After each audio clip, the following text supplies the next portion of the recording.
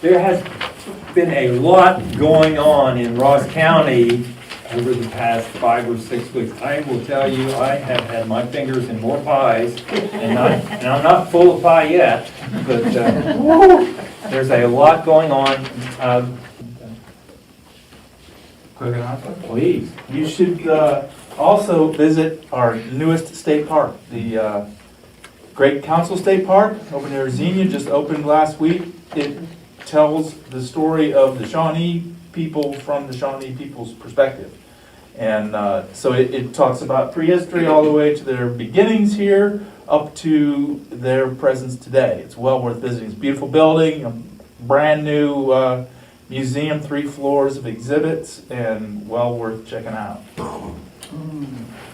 This area is becoming a happening place. And I will tell you, I am a member of the Hawking Science Forum. And a lot of the people in there are associated with the Department of Natural Resources, and some of them are college professors and whatever. These people are impressive, and I know he's impressive. Their knowledge goes way beyond their specific little niche in nature. And Randy here is an expert on streams and rivers and the life in those milieux. And but that doesn't mean he doesn't know his trees. And he's deep. So, by the way, that's a chestnut tree. It took me a minute to try to figure it out. Chinese or some American in there? I don't know. Yeah. But I could tell by the serrated leaves. Yeah. Yeah. It's got that really distinctive I was like, firework what is bloom that? on it. But, yeah, chestnuts, we don't see them. Well, luckily it had a few of the chestnuts for me, and that confirmed it. So we were trying to guess what it was. And then we have a farm near Raritan, if anyone knows where that is. So I head to the farm each week for a number of days. And then I probably told you at this one meeting before my talk at the state meeting, this study area that I'm calling the Middle Ohio River Valley is pretty much from Gallipolis to Hamilton County. True southern Ohio. I was born, I have a rich family history, I guess. I was born in the Ironton Hospital in 1952. 2 years old, we headed to Cincinnati. My dad was a school teacher, and he got a job at Indian Hill, which is a rich village outside of the city limits there in the Little Miami River drainage. And I lived there and grew up most of my life. And Madisonville site, which is one of the sites I'm going to talk about and show some artifacts, is actually not Madisonville, and it took me a long time to figure that out. It's actually in Marymount. Marymount hadn't been established yet when it was discovered and studied by Peabody Museum and that. So it's actually in Marymount. And Indian Hill sits up on top of the hill, looks down over that valley and stuff like that.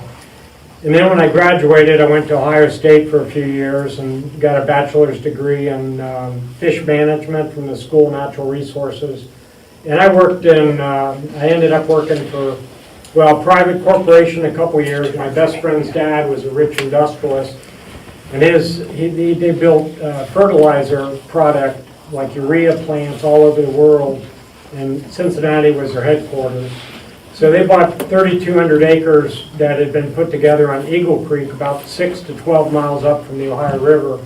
So that's where I had a job waiting for me when I got out of college for a couple years, and it was just rich with a lot of archaic sites and a good Fort Ancient site, very, very early Fort Ancient site. So I got into artifact collecting there, and I also got into deer hunting. I think one of the reasons I like Fort Ancient so much is they're really not that old. And as far as the prehistoric goes, they're the newest or the least old. And ever since I was a little kid, I liked bows, I liked hunting, and my dad hunted a lot and everything like that. I think at 5 I got my first BB gun, and by my birthday the next year it was worn out. That's how much I shot it. And you're going to hear more about that as I get into the talk and stuff like that. But after I left Eagle Creek, I was going to get laid off, so I had to get on with the state. And I ended up way up in close to where the Ohio River goes into Pennsylvania, or comes down to Pennsylvania and West Virginia, I should say. Worked there a few years, and then I moved around. I got on with the Department of Transportation, and that we did statewide surveys when federal money was involved for some of the federal laws that had been passed. So we did wetland surveys and fish surveys and stuff like that. And then I went to Ohio EPA, and there I did hardcore fish surveys, electrofishing, and we'd do 100 miles of the Little Miami River one year, 100 miles of the Cuyahoga another year. And actually, by accident, ended up on the Ohio River one day helping my boss. We evaluated sewage plants and industries that dumped into streams. We did a longitudinal survey. We could tell what the community was like upstream from a discharge, and if they were dumping bad stuff once a year, we could tell downstream because the stuff lives there year round. So that got me in a lot of streams, and then one day my boss, good, and you're going to hear it through this talk, a lot of the early naturalists that came from France to America right after the Ohio River, boats started floating down the Ohio River. Well, they were after describing new species of fish, mussels, plants, etc. So every good fisheries biologist or naturalist always wants to find a new species and name it after themselves. Well, not too much of that's going on anymore, but as far as catching another species or a little rare and endangered darter or something, it got to where I captured most of the stuff in Ohio, and it was like, oh, my boss's boss is going to be working in the Ohio River, and by size, that stream has darters and fish and stuff in it that doesn't occur anywhere else in the state. So I kind of stayed back from a conference because the rest of the crew leaders were headed to that, and I thought, well, he's going to need somebody, so if I stay back, I'm going to get to go sampling on the Ohio River. And sure enough, I did. And we started early in the morning above Cincinnati, and we started downstream. And right off the bat, I think I got a river darter right next to shore, and it was clear enough you could see down in the cobble and stuff like that.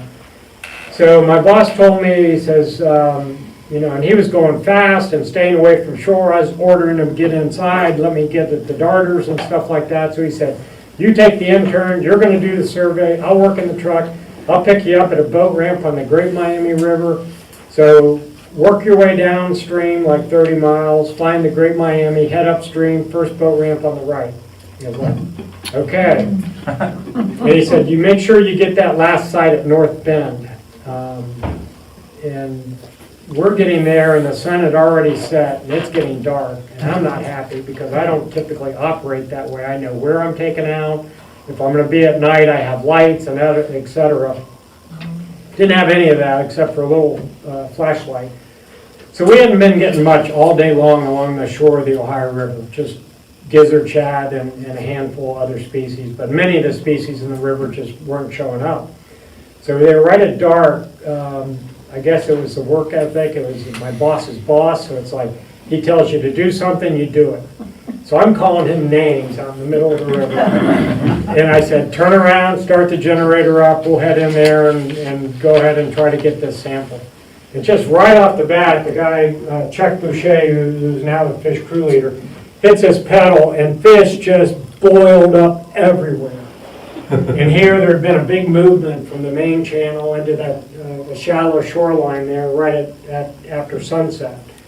And I think we had one little D flashlight, so he ended up taping that on the end of the big dip net pole, and we went ahead and sampled and filled up the boat live well with fish, and then at the end we'd process them, and most of them lived, and we'd turn them loose and we'd collect the data on them and everything. And my boss is waiting there at the dock at this private boat ramp right there, so it all worked out. And so I ended up publishing my first article in the Ohio Journal of Science, and it was just a brief note, but at least I did something. And then a couple years later, I was assigned the Muskingum River. I was doing 100 miles of that, and my boss's boss said, we need to do a little bit better scientific work and compare day versus night electrofishing. And so I had added some sites in the Ohio River, and we'd go through during the day, and we do 500 meters, we'd do that, take all the fish we caught and dump them outside of that zone after we processed it. And then that night at sunset, go back to that same area that we had removed all the fish from, resample it, and then compare that night sample. Well, just literally the comparison between day, night versus night electrofishing, it was that dramatic, and it pretty much changed sampling in the Ohio River. And I had worked in there for 10 years. Division of Wildlife was giving us some money. And it was mainly geared at non-game fish, the minnows and darters and suckers and stuff like that. But nobody was really sampling the Ohio River except for Orsanko was doing these rotenone samples in the lock. So I worked in that river for 10 years. And here's a summary sheet. I'm going to be talking about the fish, some of the fish, most of the fish that the Indians ate, especially the Fort Ancient culture. Here's a list of about 74,000 fish that we caught in that 10-year period, so you'll get an idea. And I've got the families highlighted here, and you'll see the suckers and minnows, catfish, sunfish, and that. So I'm going to talk about some of these species. I'm going to also talk about the navigator, the first early description of the Ohio River as the settlers came down. It was just fascinating. You know, stay away from that island. Indians will ambush you a lot of times. There's snag there, the main current's over here. And then there was a real nice article, and I think it was, what's his name? Keith Benningston. And you probably know him, but he was at Sunwatch Village. He did a real nice article on some of the results there, the fish they ate. Here's a graph showing the different things. And the bottom line is they ate a lot of suckers. And so I brought that in. Well, let me get going. I think it's 30 slides before I get into showing artifacts. So I'm going to try to paint a picture. A lot of my friends, I've really gotten into the Fort Ancient material that have come off these sites and that. And I've learned to meet a lot of the Cincinnati people and Portsmouth people that collected along those Fort Ancient sites along the river and stuff, both sides of the river. And that's where a lot of the sites were, so I really got into that. I like bone. I didn't have a lot of bone beads and shell beads and stuff like that. And then, of course, I needed a couple thousand more triangles. So anyway, I got in and I was thinking of how can I take my string expertise and marry it somehow with Indian artifacts and stuff. Well, this was just an ideal project to take on, because when you see one of my maps of the density of these sites along the Ohio River, especially this stretch, you'll understand why, and it's largely the mussel shells to give it away. So I'm going to talk about that, but I want to paint a picture of that river about 400 years ago. And a lot of my work in the past at ODNR and stuff, I did a lot of research on how good streams were pre-settlement, how fast they changed, and then of course many of them are recovering today. So I've done a lot of that work. So we're going to get going here.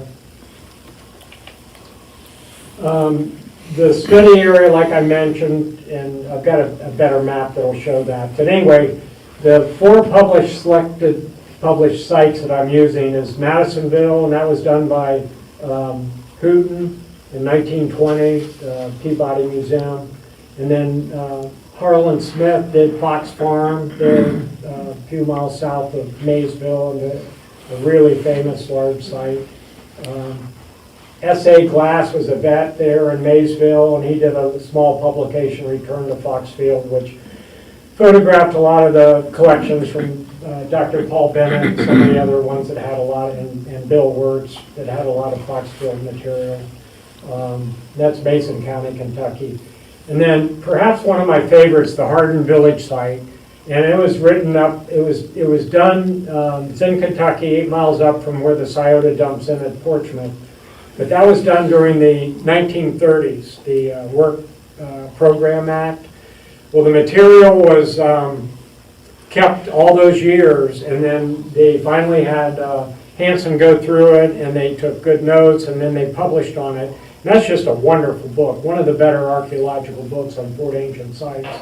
And then Mills, of course, 1970 did the Pert Mound, so I've got include that. And then Jeb, our famous Jeb, has probably done more work with middens than anybody, and he had published a nice thing. Plus, he had worked with Dave Kuhn and his work on salvaging some parts more recently in the, I think 2007, maybe they got started. And he actually gave me some of the midden material after everything good had been taken out of it, but there's still a lot of information in it. Some additional sites I have from my collecting and collections I bought and people I know include Eagle Creek, and I'll show you a map where that is in Brown County by Ripley. Island Creek, just upstream near Manchester. That greater Portsmouth area is just a huge area with sites, a lot of places, a number of good Fort Ancient sites. And then, of course, the lower side of the river valley. I got an old-time collection, guy works bike in Scioto County, he's pretty good. And then the Ohio River main stem from Gallipolis to Hamilton County. I knew an old-timer that worked for the state. He did commercial netting in the river for catfish, and he hunted the river bank on both sides of the river and some of the fields along it. So that's kind of the material. And just last week, I finally got copies of the Gardner and Baum sites, and then of course Blaine Village. I had that book, and I've read it 2 times. So I hope in the future to put something together more in this area. But I just love Fort Ancient sites, and the Gardner and Baum ones they're pretty good write-ups. James B. Griffin, some of you may know him. He was at the University of Michigan. In 1943, he published Fort Ancient Aspects, which was like almost a Bible on Fort Ancient sites. It compared pottery and artifacts at all these famous sites, and then he grouped them in similarities and stuff like that.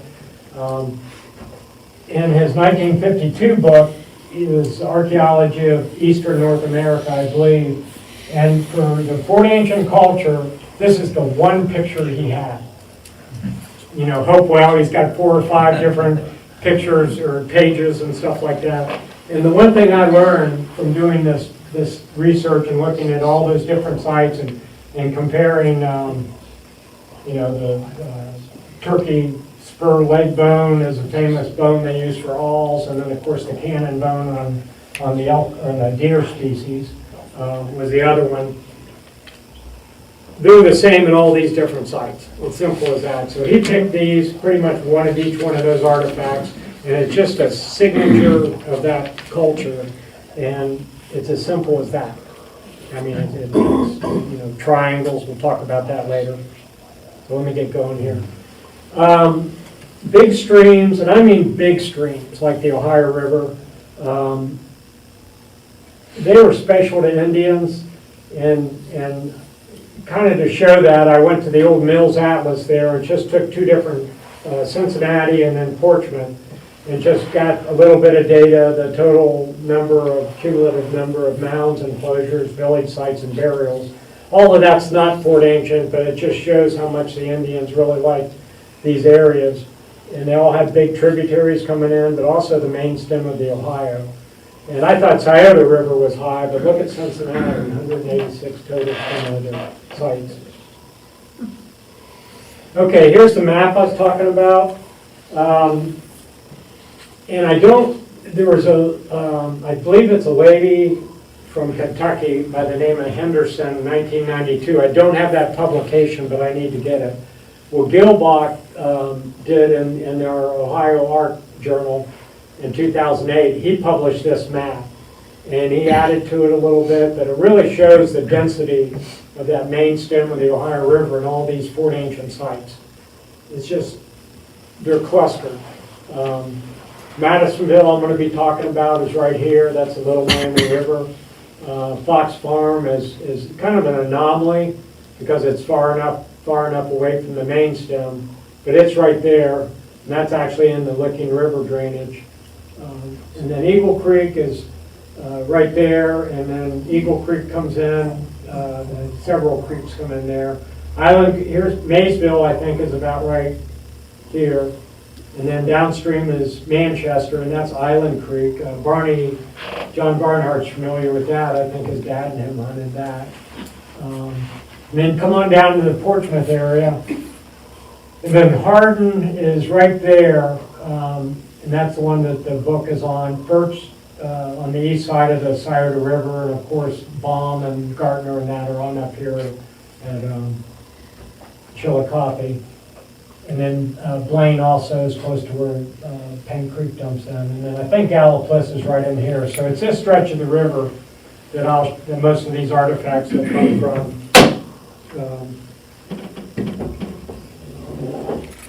As far as questions and that, let's keep it informal, but I do have to keep the pace going to get through this thing. And if you're into some of the old-time collectors too, Gordon Muser, he really liked the Ohio River Valley too. And Converse, in his Muser collection book, he writes it on a typical, I think when he was 20 years old in doctor's school, med school at Ohio State University. Once he got out, every weekend he would head down to Portsmouth, spend the night, he'd visit all the farmers on the way down the Scioto Valley, and then head down to Cincinnati and visit all the farmers along the Ohio River, and really liked to collect discoidals in addition to slate and stuff. And I think Bob wrote that he would pay for a dozen of those for 25 cents back then. So it was a good deal. But that just shows you the archaeology along that river and how important it was. One of the reasons, I'm going to talk a little bit about the Ohio River today, but one of the reasons I want to paint that description of the Ohio River 400 years ago is to understand the Fort Ancient culture and what was for dinner tonight. Is it going to be blue-winged teal? Is it going to be snapping turtle, freshwater mussels, or whatever? I think realizing how rich the resource was with fish and wildlife and everything else, it really helps to paint that. Because one of the first things all my buddies would say when I told them I was putting this talk together was, you know, the river didn't used to be that way. And so I think it was important to understand that, to really understand the Fort Ancient people. It's still 981 miles long with a drainage area in square miles that ranges from about Gallipolis there, 19,000 square miles. No, that's at Pittsburgh. So that's at the junction of the Allegheny and Monongahela. And then at the confluence with the Mississippi, it's 203,000 square miles, almost 204,000. Along southern Ohio, the drainage areas vary from 51,000 square miles to 78,000 square miles. To give you a reference point, the Scioto River and the Great Miami are about 5,000 or 6,000 square miles. So we're talking about a significantly larger stream. It's truly a great river. It is deeper today with a slower current than when free-flowing. Common carp, introduced by the government, occupies approximately 20% of the total fish biomass. And that's probably a low-end estimation. And now with the Asian carps coming in, it's even going to be higher than that. When I used to go into work, every day I'd ask myself, are we doing anything that dumb today? And probably we are, but we just don't know it yet. And there's a story of why that happened, of all the Germans coming over here and stuff. And then of that whole main stem, 962 miles are impounded by 20 dams, and only the last 18.4 miles is free flowing. I got a program going where we started reintroducing shovel-nosed sturgeon to the Scioto River, hoping they would take off. There's a picture of one that was caught, and we made a few phone calls, and we got live fish from down in that lower part of the Ohio River, and then raised them in one of our hatcheries, and then had been turning them loose.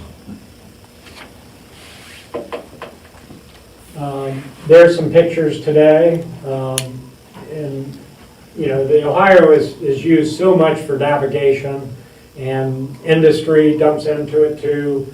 And if you are going to be an industry and dump into a water body, the Ohio River is a great one because dilution is the solution to pollution, pretty much. So stuff gets spread out and diluted immensely in there.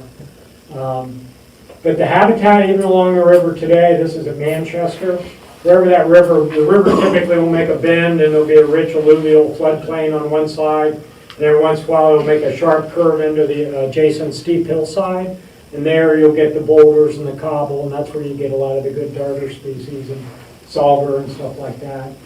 And with zebra mussels in there now, the river gets pretty clear in late September. That's when I'd always do my survey after I'd finished all my other work. And then, of course, you can see Cincinnati. But you're going to see a lot of pictures of how the river has changed. And what it was like over 300 years ago, it's just a no-brainer. That was exceptional warm water habitat. And it would have looked like this with the clear water and the large slabs, boulders, and then it would have had a number of islands. I think they estimated, didn't estimate, it was counted, 130 islands. U.S. Fish and Wildlife Service actually started a national wildlife refuge. The islands are now part of a national wildlife refuge. I don't know if Manchester is about the lowest one, but a lot of them are further upstream. And you are not allowed to pick up anything on that property on those islands along the shore. But this is what it would have looked like. Lots of snags and stuff like that. We're going to see a lot of that.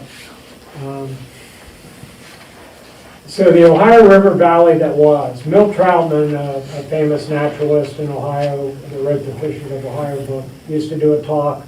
And he ended up publishing it, and it was called The Ohio Country. But I read in the introduction of that, that's what the talk used to be, the Ohio that was, the whole, Ohio country.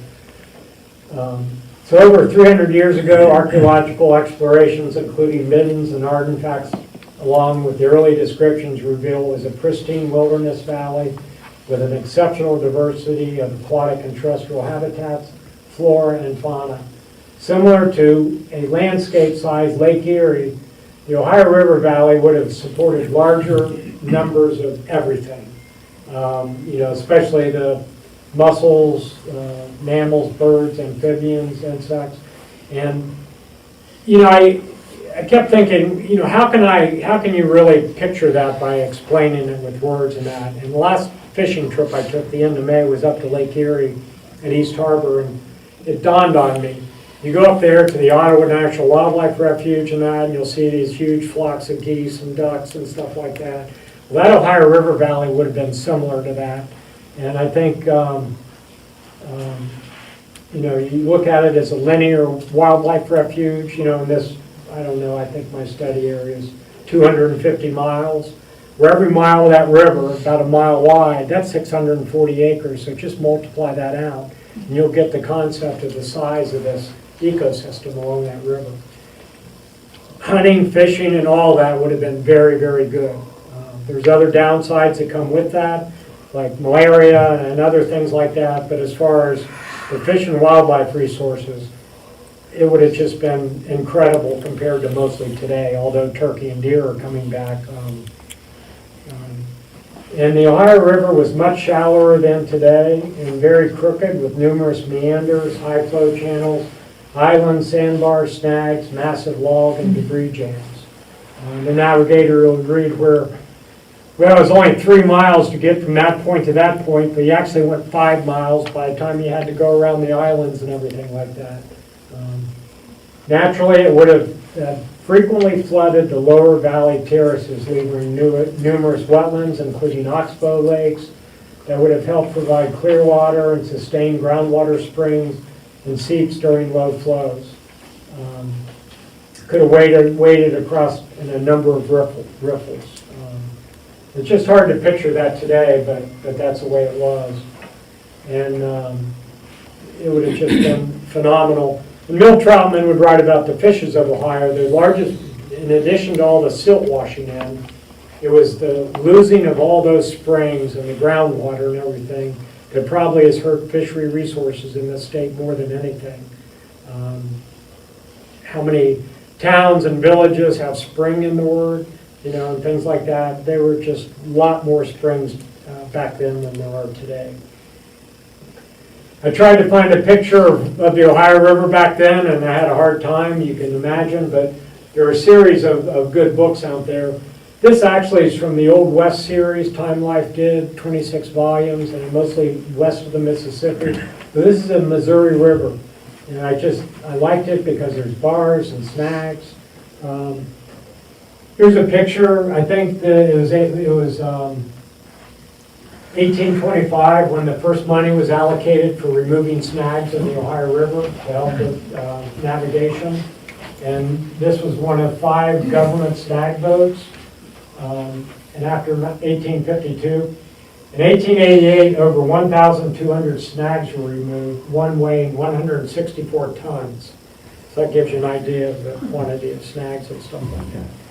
And that's habitat, but not good for navigation though. Again, one of these early literatures that really paints some good descriptions, especially by settlers and stuff, is the Navigator. Here's one of the maps. In fact, this is the Scioto River comes in right there, and got a couple.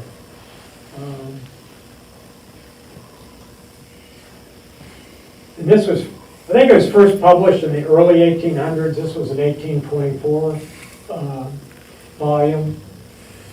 And in another book, I did a lot of trying to find every early description of Ohio streams I could find. And this was done by Emily Foster. And it was an early tourist by the name of Nicholas Cresswell in 1775. It talks about going ashore at Big Tree Island, and I don't know where that is, but I assume it's upstream more towards Marietta than that.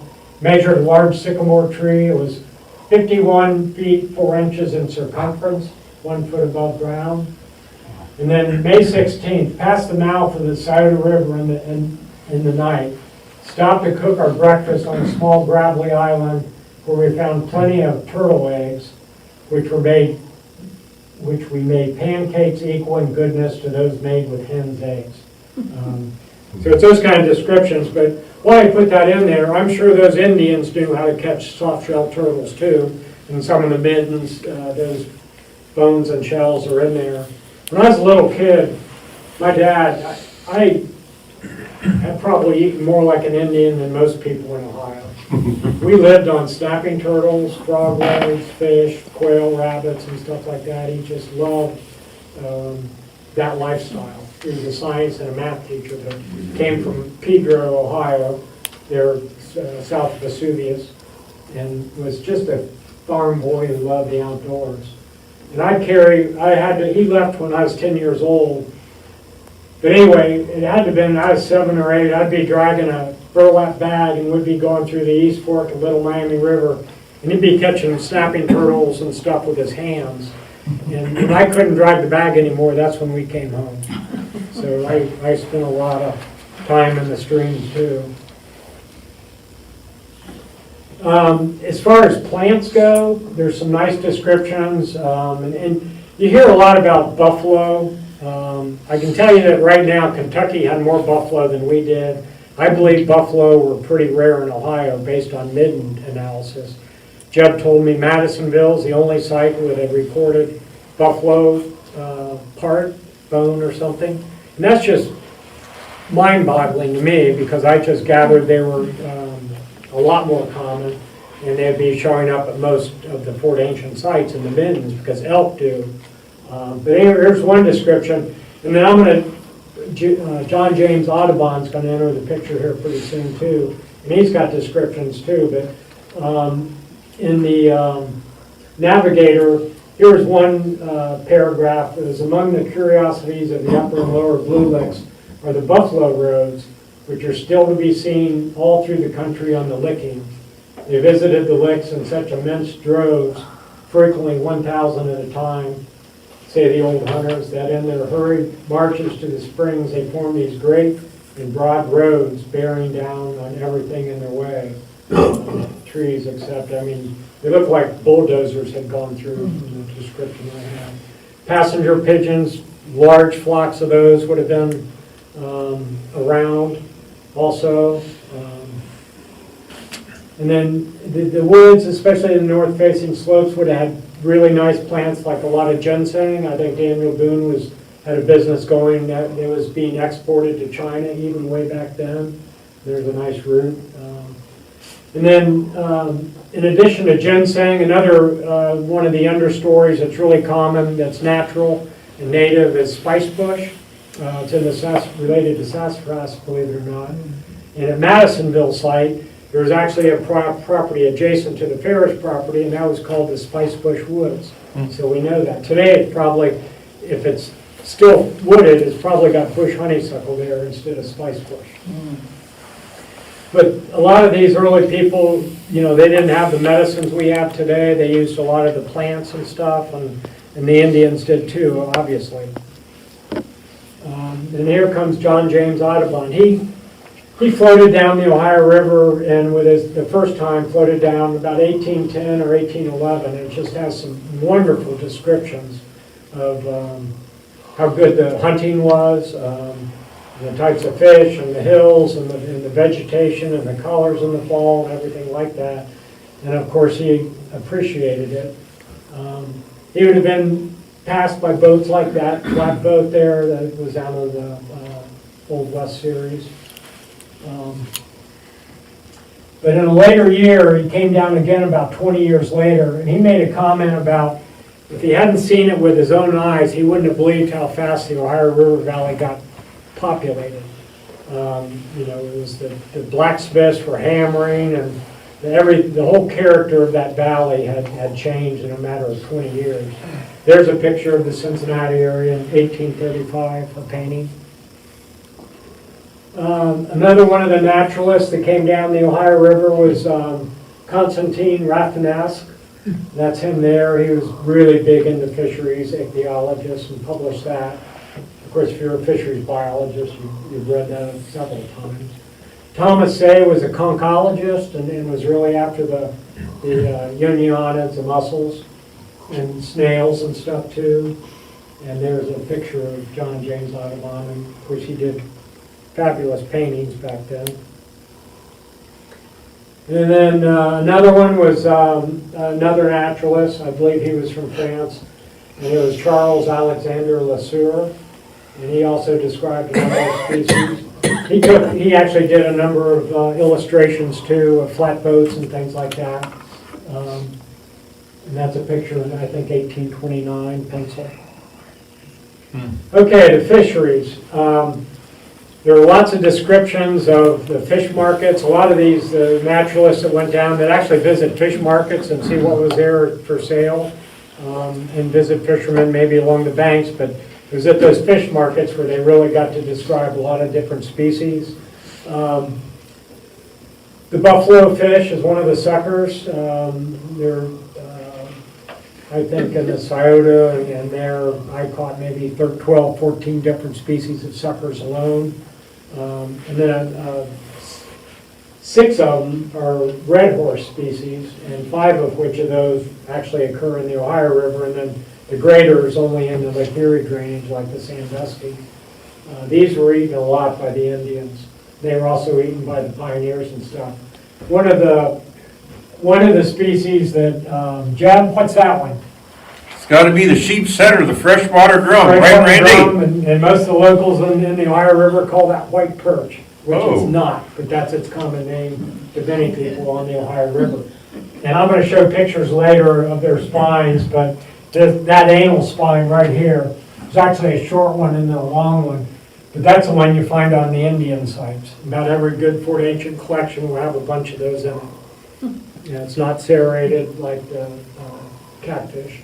Then, of course, the catfish was the channel cat, and then that's the flathead or shovelhead. And then here's the sauger. It's like a walleye, but typically smaller. Those were some of the real common fish. And there was muskies in there. There was lake sturgeon in there, a few alligator gar and stuff like that. But just a lot of suckers and common fish. But there was also the centrarchids, smallmouth bass, largemouth, sunfishes, and stuff like that. And then as far as the vegetation goes, we know that for the most part we had a lot of old growth timber. And these were very, very large trees. And what a job it was to clear some of those fields and hack around them and then let them die and then burn them down and stuff like that. But there are just some wonderful accounts. That's Gordon wrote The Natural Vegetation of Ohio in the Pioneer Days. Okay, sycamore is one of my favorite trees. And if you like streams and flowing water, sycamore is one of the natural species that just thrives in that habitat. You get something like the Scioto River and the Ohio River, and when it floods, the Ohio, a 40-foot difference in water level is common during a good flood on the Ohio River. And they can stay elevated for maybe weeks at a time or a month at a time. And they're in a lot of vegetation that actually can hold a stream bank together during that period. And I will tell you that grass won't do it. There's been times I've had those arguments, but I usually prove myself right. And this was the natural tree that lined many of these big streams. It's in the literature.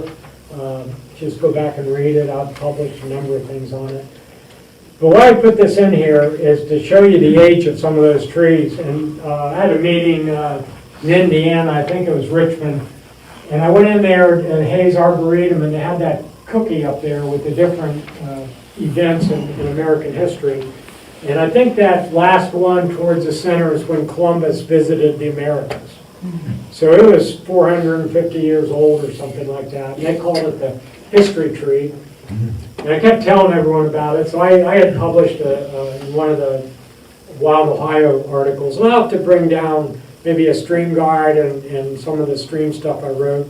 Give it to you, and then if people want to borrow it, they can borrow it and read it in a month and turn it back to you. But there's some good, neat descriptions, especially descriptions of the big Scioto River sycamores. Those are famous. It was notorious for sycamores, large ones. Stories about them. 13 horses went in, 14th could have made it, but it got scared. Or the blacksmith shop where they could turn a 10-foot beam around inside it. And I'll tell you what, these big hollow trees, if I was an Indian in the middle of January and you get one of those freezing rainstorms and a 40-degree temperature drop, that's where I probably would have been staying the next couple of days. I'm sure they used those things and knew where they were. And there's a nice picture of the roots, how they just armor and anchor down the banks really good. And that's where you get the turtles out from under there too. And there are spots on I'm not going to mention any farmers' names, but there are spots on the Scioto River where I artifact hunted, would see corn stalks dropping into the river every year. And I was involved a lot. ODNR spends a lot of money, the Army Corps of Engineers spends a lot of money dredging every year. So I was working on stuff to try to get some new riparian laws passed and stuff like that to try to reduce some of that erosion that's happening and help landowners protect their big sycamore trees. So I had old aerial maps. I went back to this spot I knew about, and in 10 years, or 50-year period? Yeah, 50-year period, he had lost 10 acres of land at that site. And on the downstream side, that sycamore was still there, that was there when I first started, when he still had that 10 acres. And you go over Paint Creek, you look upstream on there at the 23, and you'll see a sycamore up there, and then everything else is eroding downstream. These trees are really good for holding the streams together and stuff like that. So back in those times, they would have been just very, very common and well known about. So why was the Middle Ohio River Valley so attractive to the late prehistoric cultures? A nice painting they have in the Wirtz collection up there down in Portsmouth. And so here's a list of stuff I put together that it's almost a no-brainer. They like all the Indians use streams for transportation, and the bigger the stream, usually the better as far as quicker trip down. Might take longer. But I think they also, reading a number of books on battles and stuff like that, streams were used for escape a lot too, cross the river to get away from the other people that don't have a boat or something. The large high terraces that did not flood for the villages and their burials, that's classic for these Fort Ancient sites. And all the other periods of these people also. Larger than normal broad valleys with fertile soils for the agricultural corn, beans, and squash. Believe it or not, the Ohio River actually has a milder climate And I finally figured out what it was. I read it. It's the fog. And that fog will help keep the plants from freezing when that temperature drop comes. Abundant fish and wildlife resources. And I think the main reason, a lot of it was just the huge mussel beds that were in the Ohio River, in the lower side of the river, in the GMR, Great Miami and that.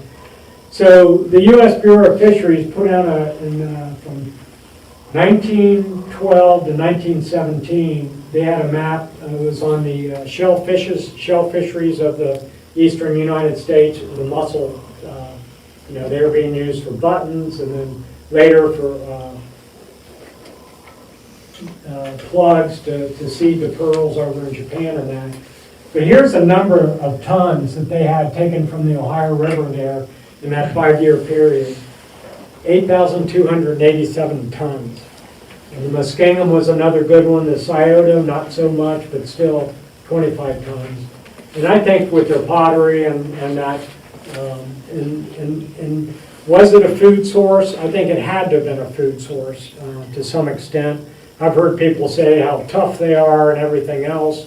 I think it was in the Mussels of Tennessee book or something. They'd done some work on it. And they had concluded that it would have taken 200 individual mussels to gotten enough, it wasn't protein, it was something else, to sustain a person. So they kind of concluded they weren't used. Well, in this Coker book here, they had talked about all these mussels were getting taken for the shells, for buttons, mainly buttons back then. So they had all this dead meat. And they were drying that meat, grinding that meat, feeding it to chickens and hogs and everything like that. But they also said that it had 44% protein. It's like bingo. It had to have been used by the Indians. And, they could have dried it, mashed it, ground it, just eaten it, whatever. But it had to have been both for the pottery and the food resources. And it was a year-round resource. In the wintertime, getting wet is not real fun. Trust me, I know. I duck hunt. But they would have had ways, I think, of whether they could have taken some of those mussels and put them in these little side ponds or smaller streams.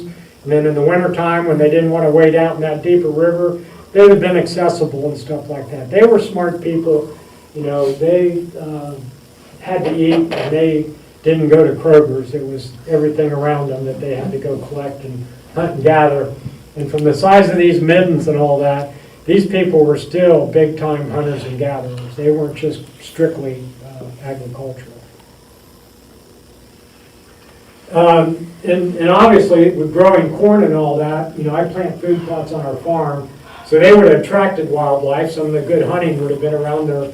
They'd have wanted to hunt to protect the corn, but they'd also been getting raccoons and possums and waterfowl and everything else.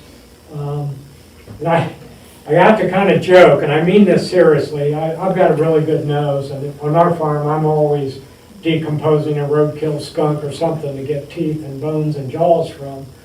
So there's a lot of dead odor floating around, and I smell it. So I included that buzzard, and I can almost guarantee you, these villages in the summertime, you could have smelled. I mean, it was that many deaths occurring, but also that many of deer being processed and everything like that.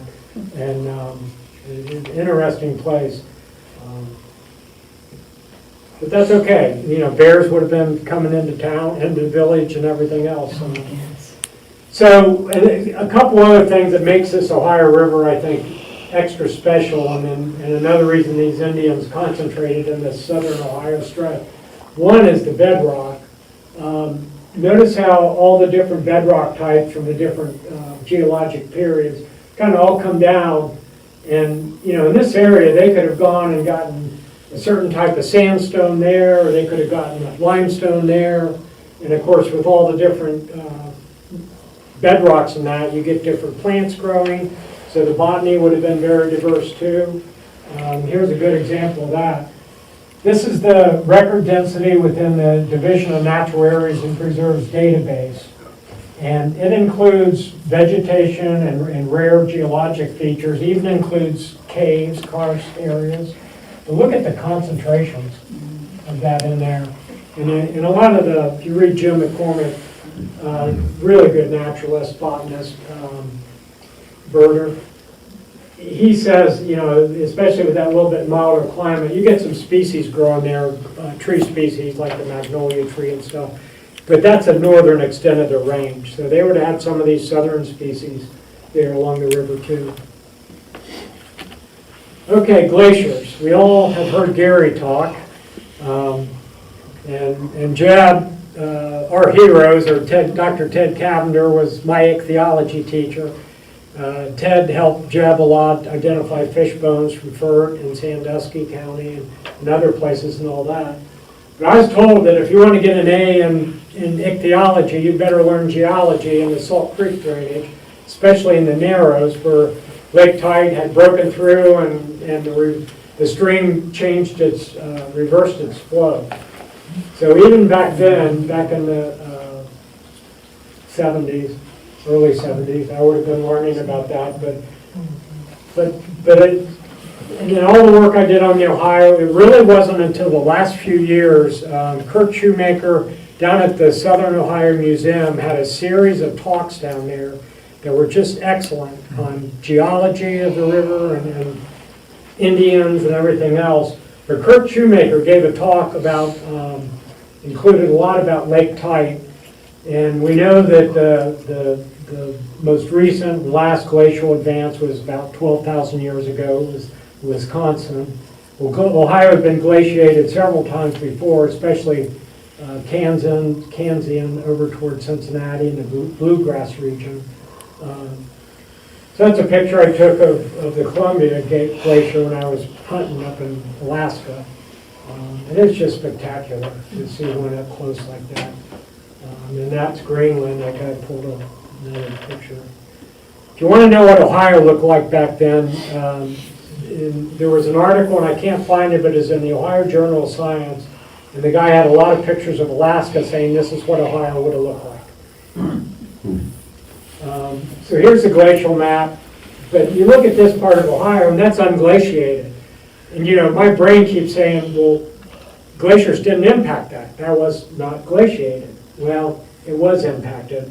And it was this large lake that the ice came down, dammed up the Taze River that was coming from West Virginia, flowing northwest, westerly, plugged it up, dammed it up, and then this large lake formed. Over in Cincinnati, there was also some earlier events, and they have these broad, big valleys that are just way bigger than the little streams that are there now. And so geologists figured out that there have been these primitive rivers a long time ago and had formed these areas. When you cross the Appalachian Highway there at Jasper and the Scioto River floodplain, it just amazes me how big that floodplain is. Then you get this little dinky Scioto River there occupying it. It did not form that valley. That was formed by when the glacier came down and then all the melting and everything. And then, of course, at the Piketon Enrichment Center and all these big valleys, they got the lacustrine sediments that settled out when the lake was there. And so that by drilling there, that's how they know some of that stuff. And here's a picture of that Kurt had talked about. And Kurt had students that had, I said something to him. I was sitting right behind him in the front row or second row, and I said something. Yeah, I said, our farm's in the Mississippian bedrock area of Ohio. And I said, at the farmer's market, I always joke when they buy my ferns that they're buying ferns that have been, evolving in Ohio for millions and millions of years. And these, in fact, have come from some of the oldest real estate in Ohio. And they look at you kind of strange. I said, yeah, it's above the 900-foot contour level. And they look at me like, well, what does that mean? I said, well, that means it wasn't affected by lake tide. There was an island that would have been sticking out of lake tide. So it had not had the wave action or anything else from lake tide. And they kind of look at you like, well, I'll take a couple. But anyway, these, I think this is brown. And our farm would have been, I've got a better aerial view showing it now, but our farm would have been right in there somewhere on one of those islands sticking out. So it would have been something else to see back then. Okay, here's a really nice picture that you'll see a lot on the Weather Channel and stuff like this. This is just a satellite view. Here's Portsmouth. This is the old Taze Valley here.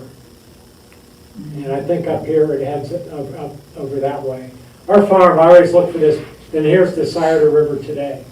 Look at that agricultural valley. It's just cleared of woods and everything and farmable. So it just stands out like a sore thumb where you can see the old Taze there. I always go right about to that notch, and then our farm's about right in there. But that's a really nice view, and of course the wooded parts come back. If you fly over Ohio at night, this is about the darkest spot you'll see in Ohio left. And then there's a nice map. I think Emily York did that of the Portsmouth Earthworks, and that publication is coming this fall, I hope. I can't wait to get a copy of that. I'm calling it the Portsmouth Bible. And then Daniel Drake was a physician in Cincinnati, and he put out a good publication too in 1815. And what was interesting in that was, here's a nice picture showing how the settlers would, and the Indians would have had to have done this too to clear originally their cornfields and stuff like that. But those old trees, how they'd girdle it and kill them, and then burn them down, and then eventually get to be corn. But what's interesting here is he talks about the Indians that were still left in 1811 in northwest corner of Ohio. And that shows the population of the Shawnee and the Ottawa, Wyandotte, Seneca, and Delaware. And that's how many were still in that part of Ohio. And that actually hadn't been acquired yet from the Indians. So here we've got, what I concluded was by the late 1700s, Ohio had pretty much changed. It was on the trajectory to change. Not in the middle 1800s, but it was by the end of the 1700s in Audubon's description and stuff. Some of this old literature is just fascinating to go back and find it.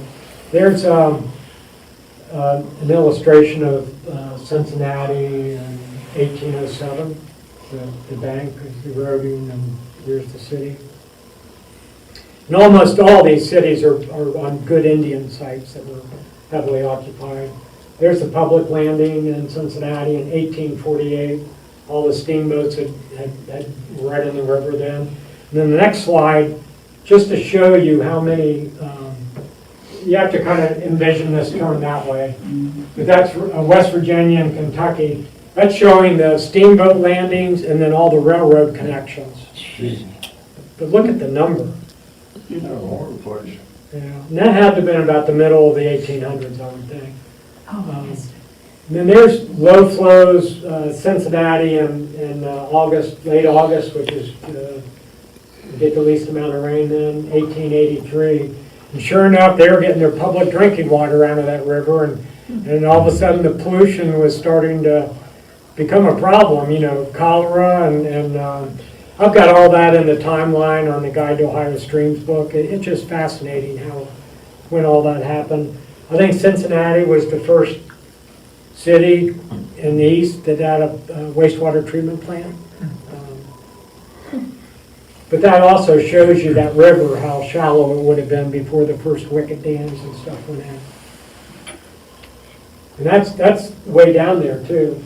Okay, artifacts. We're finally into the artifacts. Bone artifacts, and in that I include not just the mammal and bird bones, but also the teeth and the antlers included with that typically too. And like the shell artifacts too, some of them were made into tools and implements, and then some of it was that personal adornment. And I'm just fascinated by personal adornment. I still look at people I see on TV and how many necklaces are they wearing, and do they have a cross on them? You know, me, so I don't lose my farm keys. And I've got when I got into the bone beads, it was, what species did they use? A lot of my college, I had a lot of taxonomy courses. I had learned to identify everything in the water, everything. So now I was looking at a bone bead and thinking, what animal did that come from? So I usually kill a turkey or two every year, a wild turkey. So this is a thigh bone, and I cut it off with a hacksaw, and it was kind of rough and crude and all that, and just went ahead and put it on my necklace. But through all that time, just by wear, it's really smoothed it off and stuff like that. And now I'm putting together a reference collection of goose wing bones and wild turkey wing bones, and I think it was largely these larger birds that they did many of the bone beads from. So the tools and implements included awls, beamers, that's like you'd flesh a deer hide with today with a draw knife, chisels, scrapers, needles, pins, arrow, and spear tools. Adornment included the drilled canine teeth, beads, pendants, and gorgets. At the Hardin site, bone artifacts made up almost 23% of the non-ceramic artifacts in the general midden. Deer bone was the most common material for making tools, followed by turkey, and elk was kind of a distant from there, but deer and turkey are the two that just, in all these middens, over and over again, 50 to 75% of the bones and the cache pits and stuff are deer and turkey bones almost. That's how much they were used. 16 types of bone artifacts were found: awls, beads, chisels, a collar, fish hooks, flakers, gaming bones, gouges, a ladle, pendants, pins, projectile pulleys, punches for flint knapping, rafts, scrapers, and whistles. Then here's the classic awls. And there's turkey.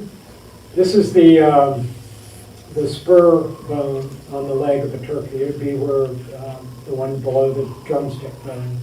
These splinter awls, and then those were the bone that's just simply worked down. And then these are deer bones, and that's actually what would be the ulna. I've got a good picture of where that comes from on a deer carcass. I've got, I didn't bring them, but I've got some nice reference sets too of those. And then down here, looks like an antler tip and a couple smaller splinter awls, maybe I'm not sure what that was, but it's drilled. Is that a flute?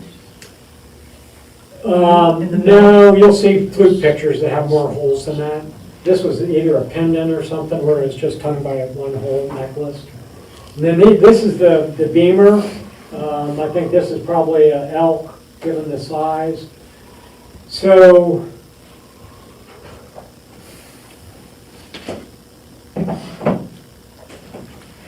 here's one of these cannon bows. Let me put it the way that would be on the deer. This is basically the forearm, and then the back leg would have one also. And it has a groove here. So this is the one that was used a lot for awls, but also for the beamers and scrapers. And then at this end, this would be the distal end. And then there would be these, I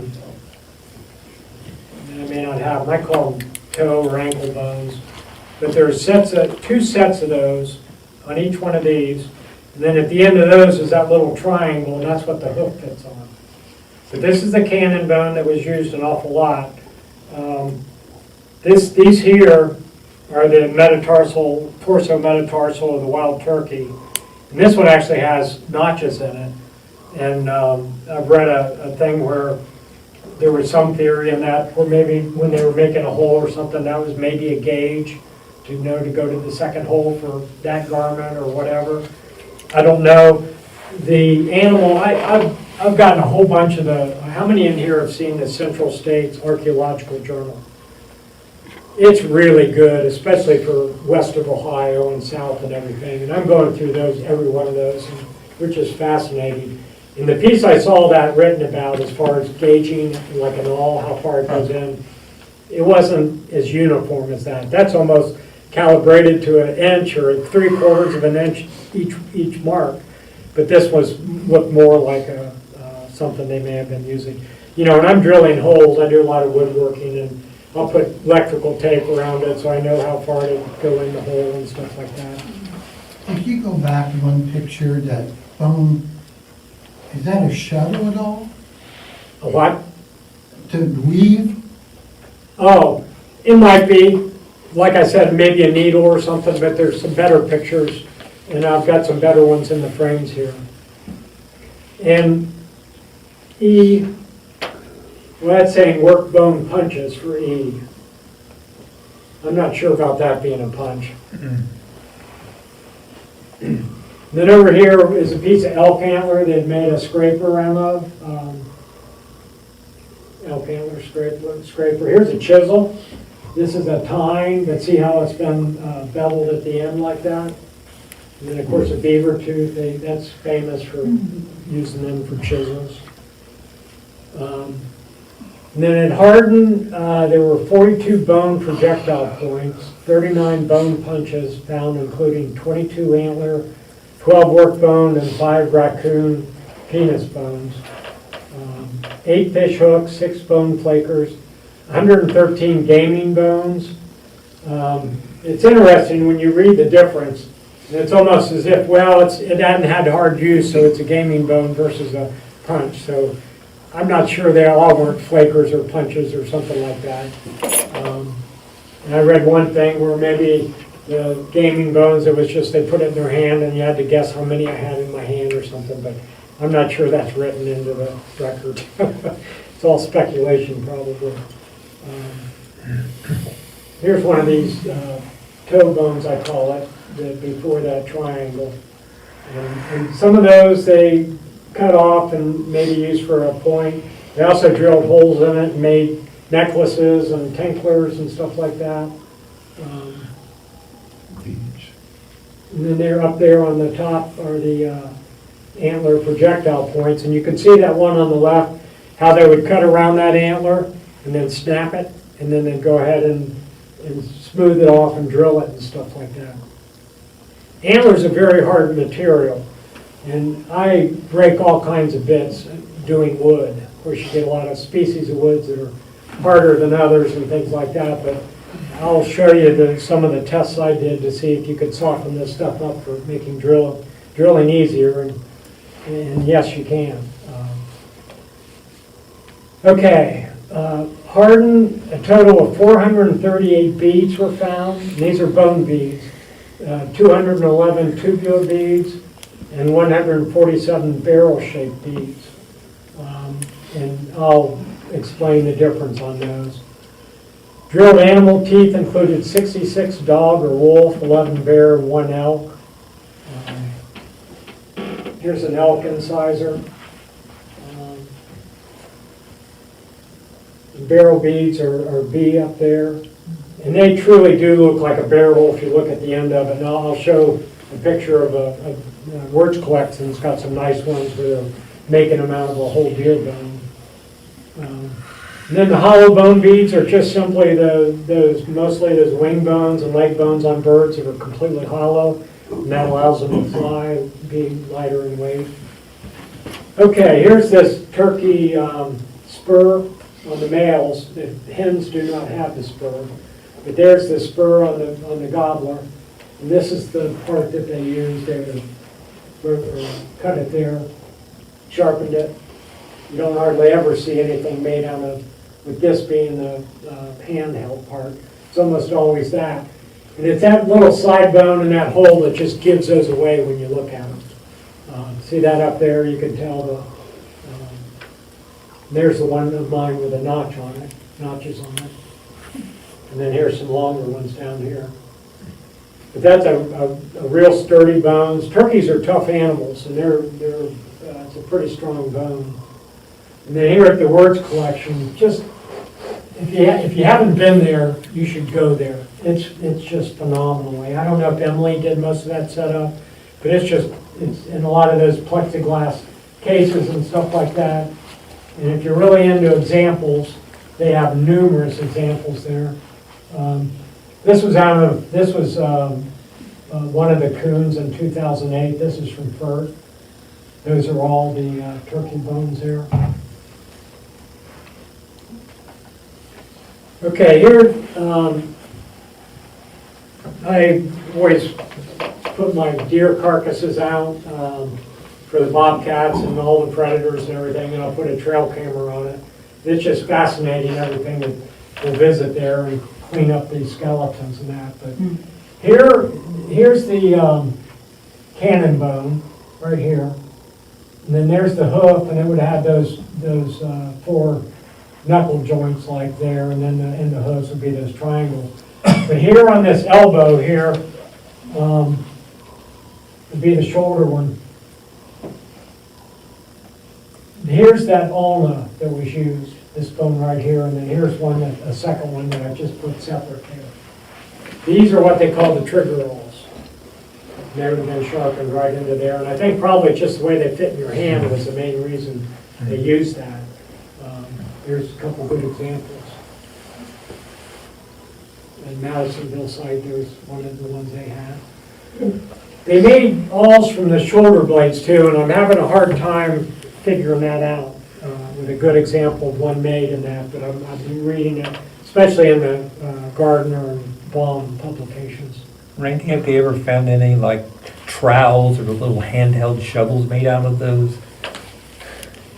They probably would have made about everything, but what's in collections and what are they finding when they do these surveys and that. And I need to get a few more out. I don't have a lot of them in my reference collection, so I need to get them and then compare with pieces.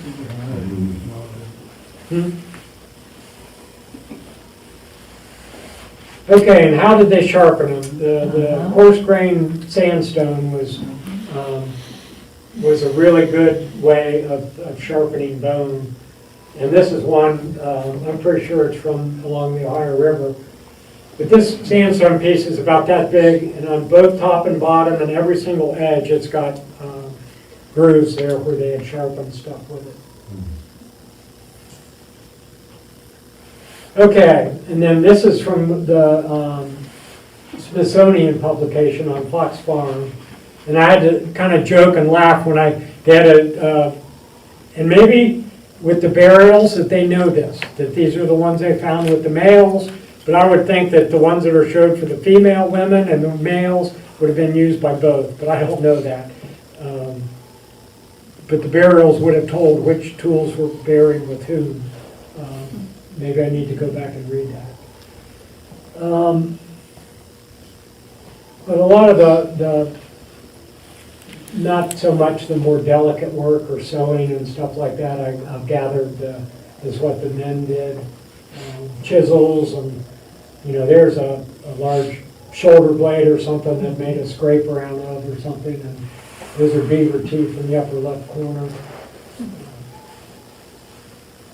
And then, of course, these are the ones he had pictured for the women use.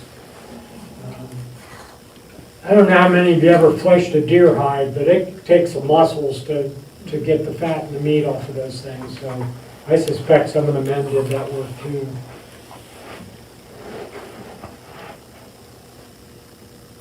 And that, no doubt, is an elk up there, given how big it is. See how they take kind of the top of it off, and then it just kept getting worn down, and then a lot of these sites, they'll maybe not even find one whole one, but they'll find 50 pieces of broken ones. They were just worn out and then discarded. They were used. And given the need to tan hides and stuff for clothing, they did a lot of fleshing, I'm sure. Okay, speaking of the freshwater drum and fish spines, here's a nice picture of, and sure enough, I went back to the new curator of fishes is Mark Pibby there at the OSU Museum of Biological Diversity. So I took him this frame and I said, hey, can you go back to some of your skeletons and identify this? Of course, Jeb told me a bunch of them were freshwater drum, but I guess I always got to hear someone else say that too. He was right. And then on the freshwater drum skeletons, here is that long spine, which is that you find in a collection. here's that short spine, it wasn't used. But I had two of these longer ones, and I didn't know if they were from stingrays or whatever out of a Pike County collection, so I took those to Mark.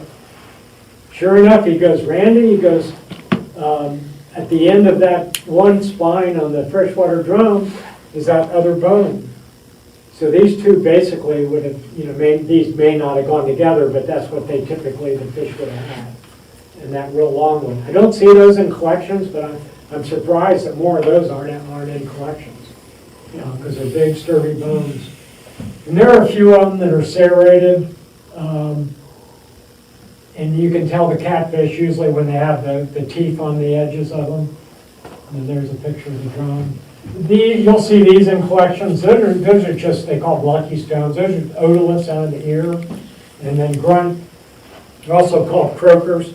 They'll actually make a noise. You can hear when you're in the boat, the fish in the water making that noise. So they call them croakers. Okay, the fishing part of it. And obviously fish hooks are really neat. It's kind of hard to get a whole fish hook, but there are a number of people. I've got a couple from the collection that I acquired.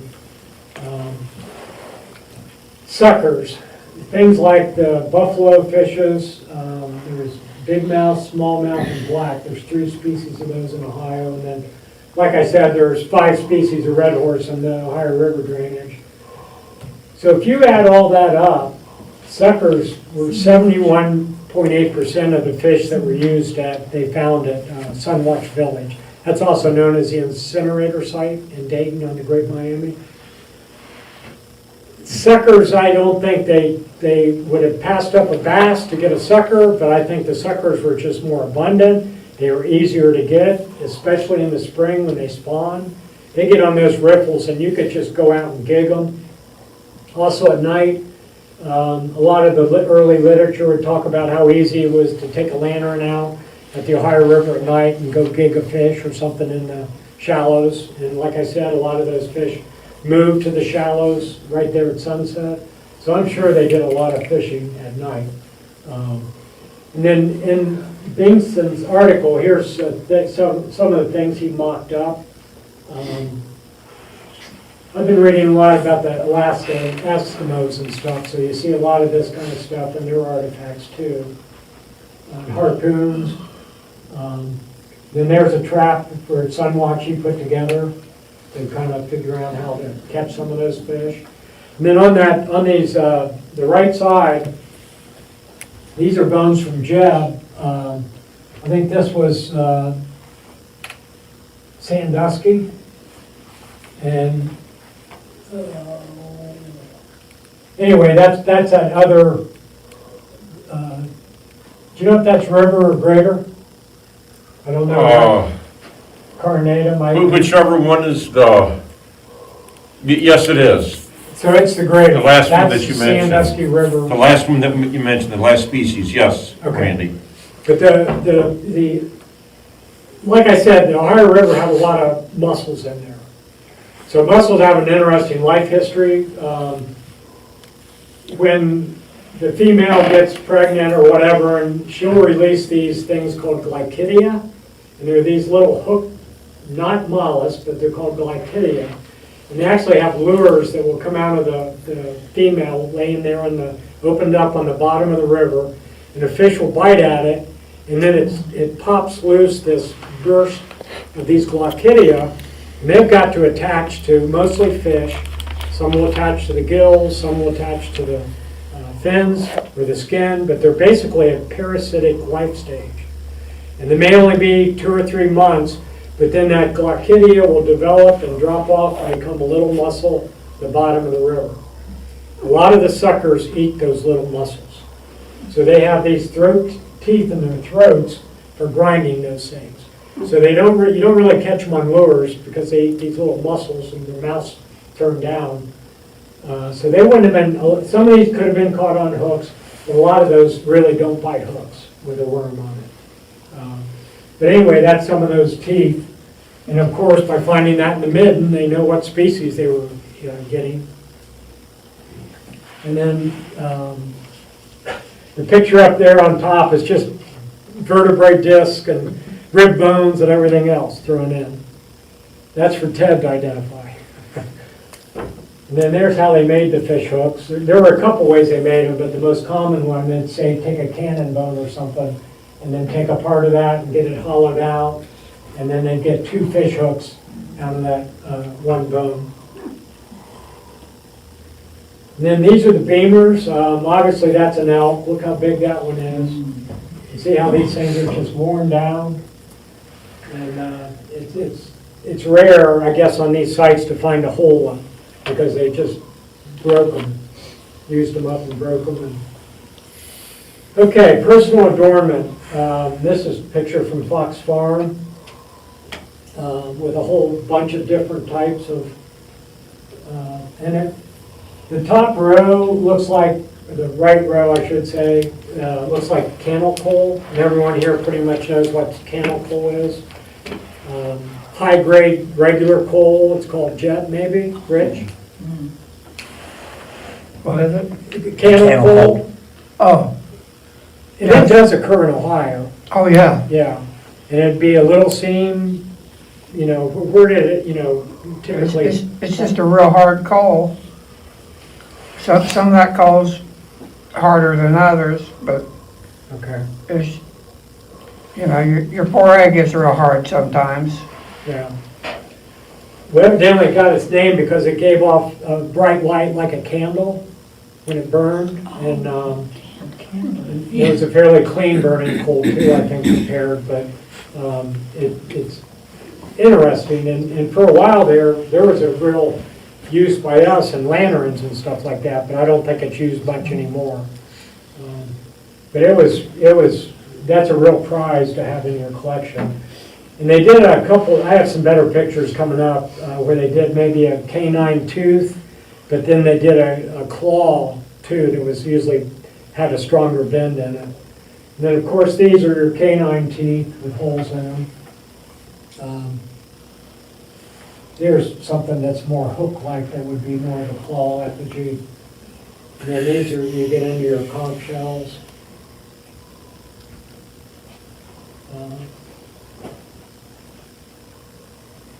Okay, the bone beads, all of these on the left here are the hollow bird bones. There may be a few of those in there where they actually used a mammal, and they usually tell by the walls of it are a lot thicker. And then these are your barrel beads, and you can almost see how that's just curved at the end, and it just looks like a little barrel. And they did, shell beads were the same way, where they had disc beads and then barrel beads.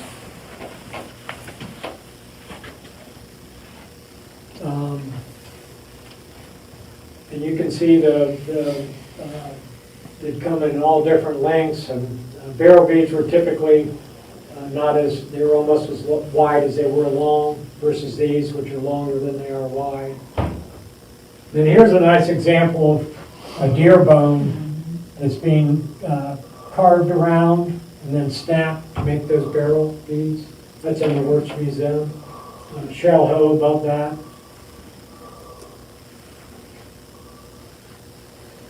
And then there's from the Portsmouth area, a nice set of drilled teeth. Not all canines.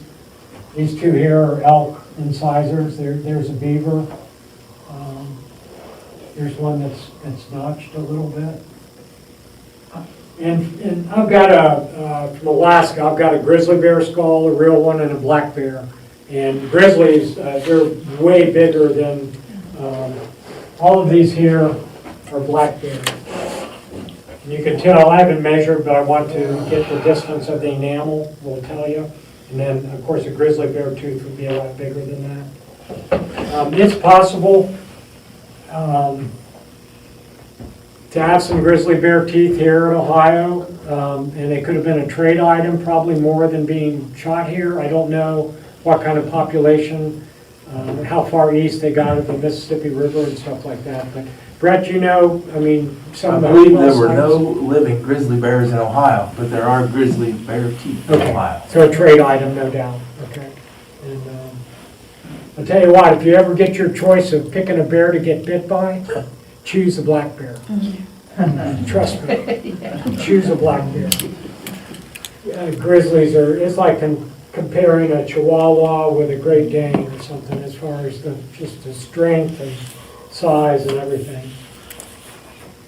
Here's a real nice, how I first got into liking these types of artifacts, I guess, was going back through old journals after I bought my first couple frames that my uncle had. And this was done by Copeland, Dr. Stanley Copeland, and it was one of the, I think, 1959 Archaeological Journal, Ohio Archaeologist. And there's a variety of teeth in there, and Short teeth in there. yeah, sharp tooth. I'm not going to go into all the different, but in this article, they actually have a sheet that tells you which each one of those is also. These are from Fox Farm, reportedly from Fox Farm. A couple bare teeth, and then a lot of smaller canines. I'm not real good at identifying those yet by species, but it's possible. Teeth in there. Huh? Wolf teeth. Some of them deer. Yeah, but there's the common stuff like raccoon, possum, and other stuff in there too. A lot of that you can tell by size, but the shape and everything like that.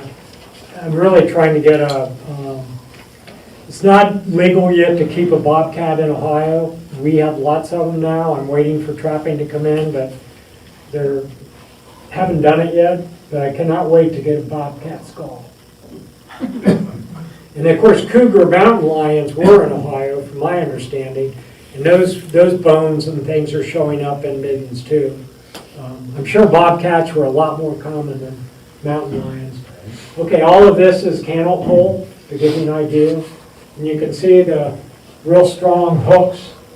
I would call those claws versus something more like, some of these would be more like teeth. And then of course, those are discoidals. We made a lot of stuff out of that. And some of the other periods use this too, especially glacial cane had a lot of cannel coal. Gorgets and stuff. Here's an interesting frame. I bought this at a Bennett auction up in Ashland. These are buffalo teeth. And how I know that is the person that had that frame, in a collection that ended up getting sold, his name was Henry English. And in 1958, he was 14 years old. His dad was a bigwig in highway construction projects for like half of Kentucky. And so he got an invite to get his son to dig with Colonel Wietzen. Wietzen was digging Foxfield at the time. And Wietzen would keep all the flint and stuff like that. So this kid got to keep the buffalo teeth and the beads and drilled canines and that. And he kept this his whole life, and then he had that when he died, and I got that in a couple of the other frames in the auction. It had a calendar with that picture of it in the story about that, the convenience on those artifacts. Okay, shell artifacts, same thing. Tools and implements included scrapers, hoes, cups and spoons, personal adornment, beads, pendants, and gorgets. And that Works Museum is just an excellent place to go and see just nice examples of all of this stuff. And the agreement when they took the possession of this stuff was it would be displayed in perpetuity. So I think those strings are attached with that museum. You know, because a lot of museums are losing artifacts or disappearing and being reburied or whatever. Some of these museums are about the only place you can go anymore to see it, other than private collections. Okay, at Hardin, a total almost 1,500 shell artifacts were found, 7 types, beads, engraved shell, gorgets, hoes, pendants, scrapers, and spoons. And then 3 types of beads occurred: disc, marginella, and barrel-shaped beads. The little ones that look like little seashells, those are marginella. These are barrel beads, and then the flat ones are disc beads. And the disc beads could be ocean or freshwater I'm not real good at telling those apart. This came from one of the conchs, a big inner column of it. It's a pendant. Then some gorgets there. And then at Hardin, a total of 60 shell gorgets were found, 7 types. A lot of that was just by the shape of it, rectangular, circle, so on. Some of them were engraved. You'll see later where they did the Weeping Eye design. Is a real Mississippian culture design that goes way down south and way farther west. I think there's some debate or discussion on Fort Ancient versus Mississippian, but Fort Ancient has got Mississippian intertwined in it, but it also, what I understand, is a mixture of our late woodland Indians doing their thing maybe that created a separate, little bit specialized type Indian that wasn't exactly like true Mississippian that you would have seen in Cahokia or something like that.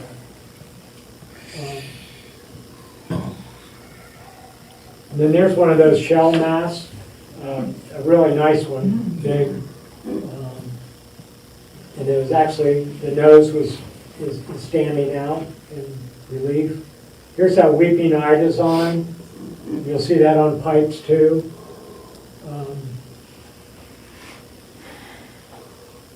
Wow. And then there's a real spectacular one they have there at, and I think a lot of those big ones like that came from graves and that they usually have a story with where stuff came from.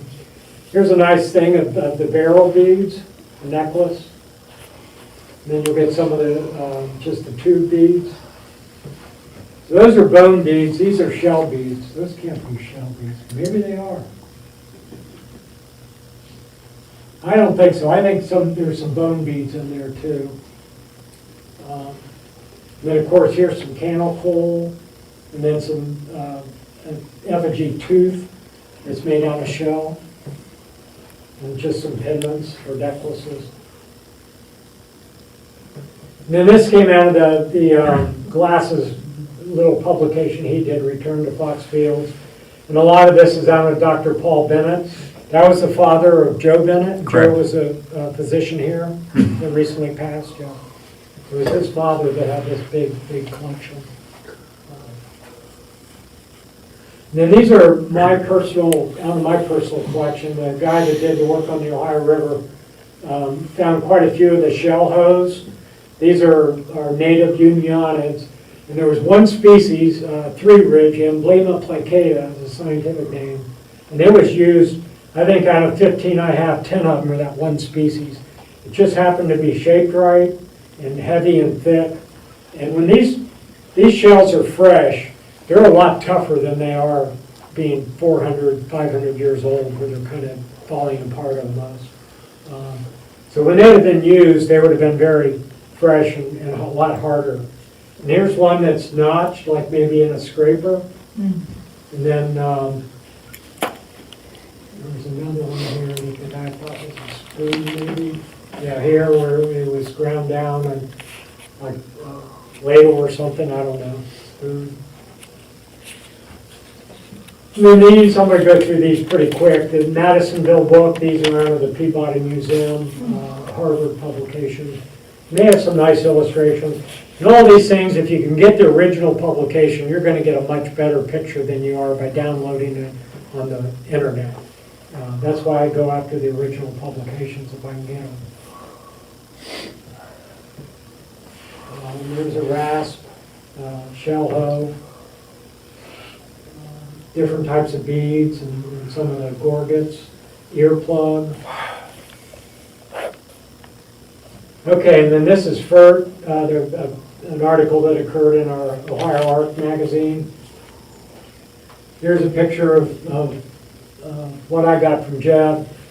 Had a lot of small pieces of pottery, a lot of smashed bones,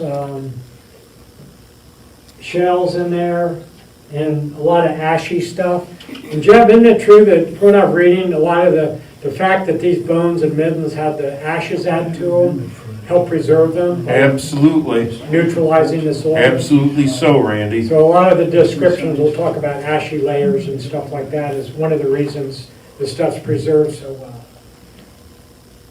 And they're also not 4,000 years old, being a little bit younger, 800 years old or so is a benefit there too. And then the magazine had a bunch of good articles, and just for the sake of speeding things up, I'm going to go pretty fast here. But these are splinterals, you can see where the bone was just shattered, and then a lot of times those are actually pointed on both ends. And then the triggerals and the turkey bones, beads, teeth. Yeah, there's a real good example of all the triggerals. There's a flute there. These are flutes, they'll have 3 or 4 holes usually. And that's a hollow bird bone. I read on the French explorers, and they said the flutes were the most horrible sounding. They hated the music coming from the Yeah. Indian flutes. And we assumed it was music, Yeah.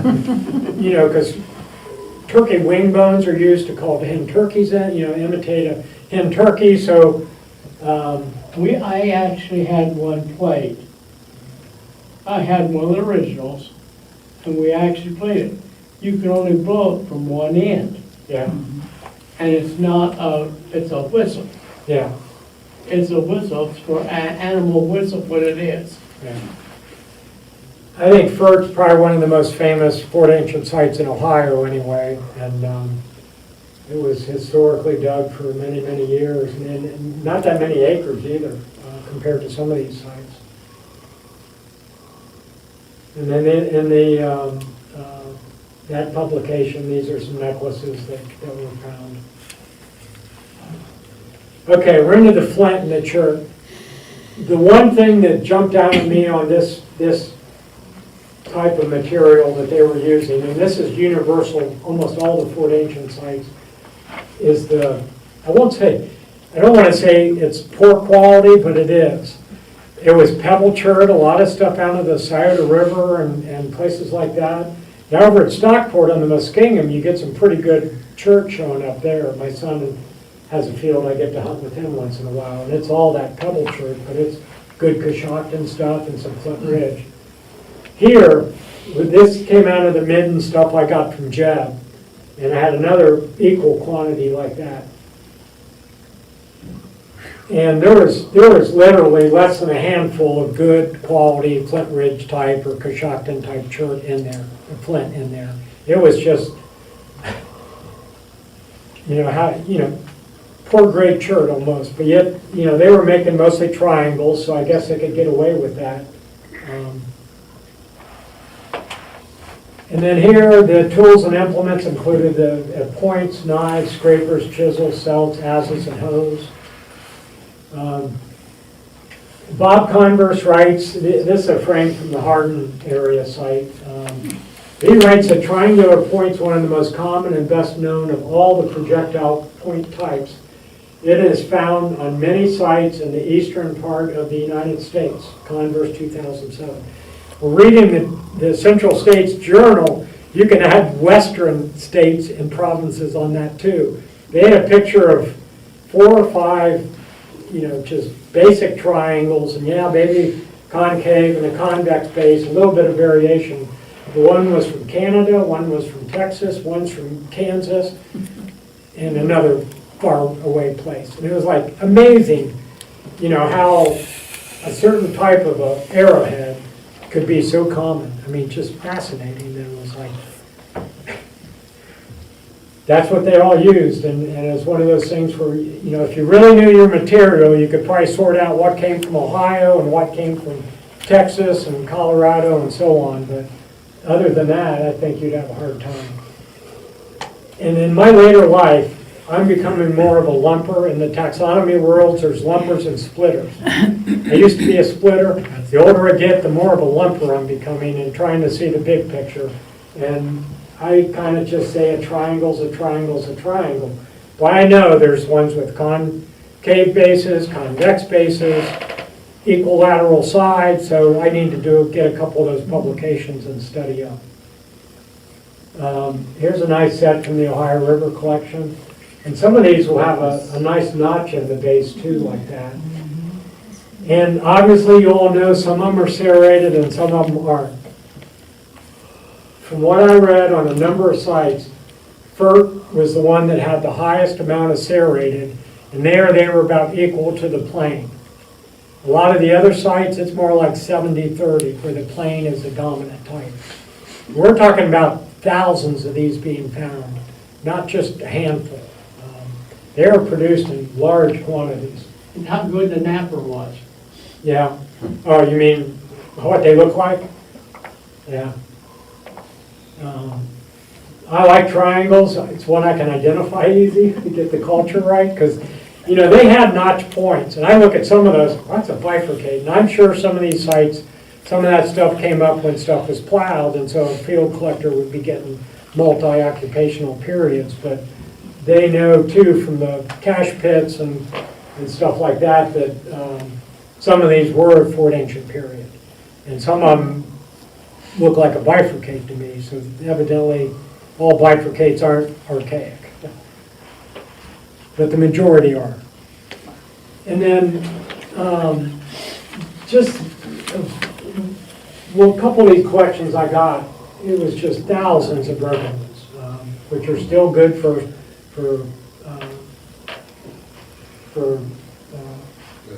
coming from the site, especially the bases. Then the knives are typically either bipointed or triangular for the Fort Ancient culture.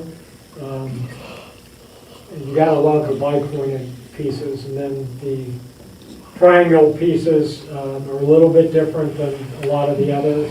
Here's some Carter Cave pieces here on the right.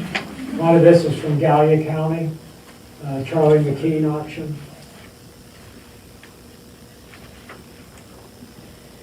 And there's just a nice assortment. That's got some drills in it.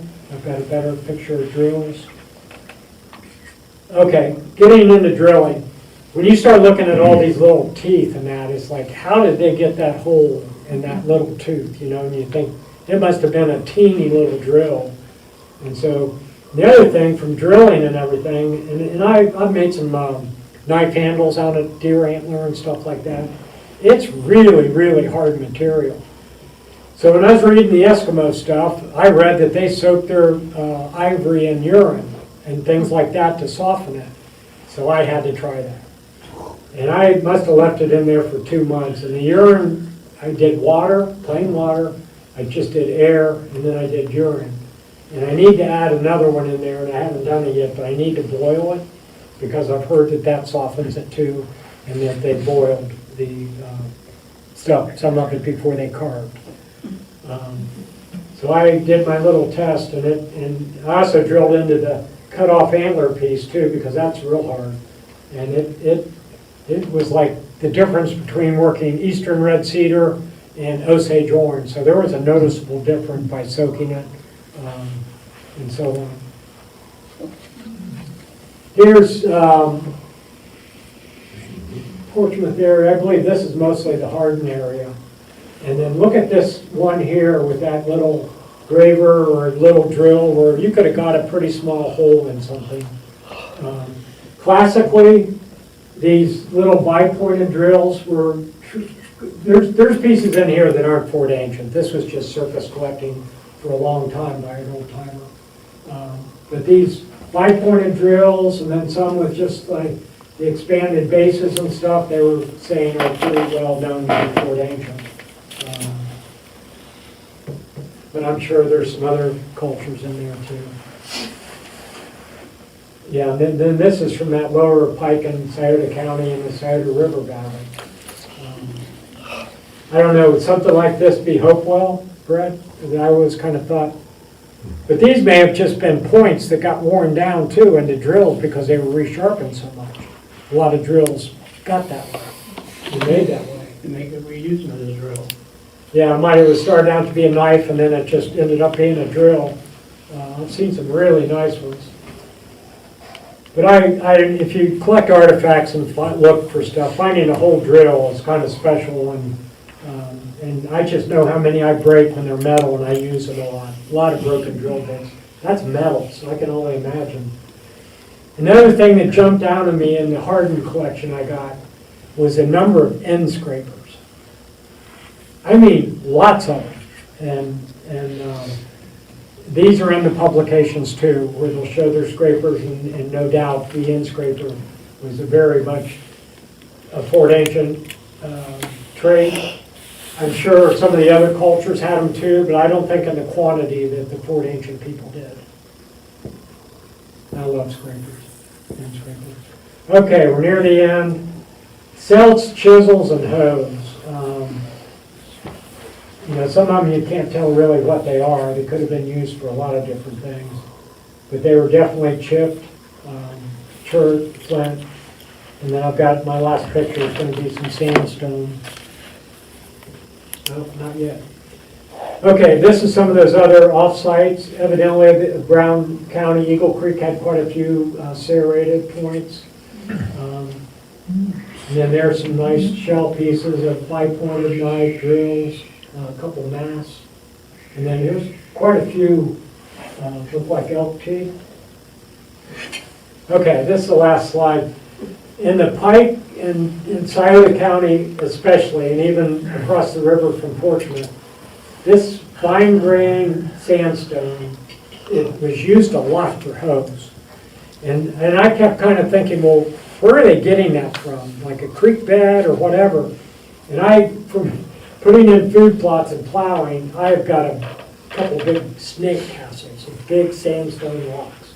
And the other day I was looking at one, and these rocks will get a crust on them, where you get the typical sandstone rock that was formed, but they don't have that brown crust around it. Have you seen that, Rich? I had a picture of one, and I'm positive some of those came from that material that's on the outside of those sandstone pieces. George Colvin's going to come over and look at my collection. He's a geologist. I can't wait to figure out where they were getting that material. But these are very common. It's actually a chip, not flint or chert, but a chipped stone, sandstone, fine grain. And that's it. Sorry it took so long, but... No pipes? No pipes? No, I was going to include pottery. Boy, am I glad I left pottery. I have a lot of beautiful pieces, and I need to learn more about it. I was smart, so I also left out the stone. I figured the flint was pretty simple, so I just did those three.